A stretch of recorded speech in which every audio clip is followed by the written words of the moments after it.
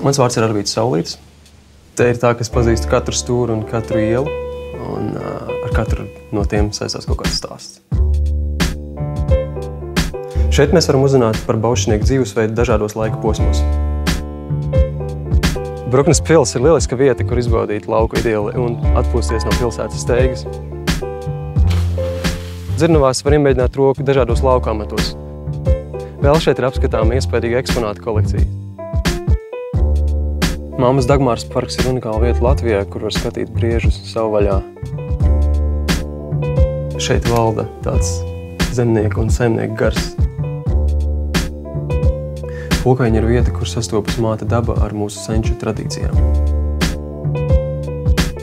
Es esmu ilgi dzīvojis ārzemēs, bet tikai Zemgalē jūtos kā mājās. Atklāj Latviju no jauna arī tu.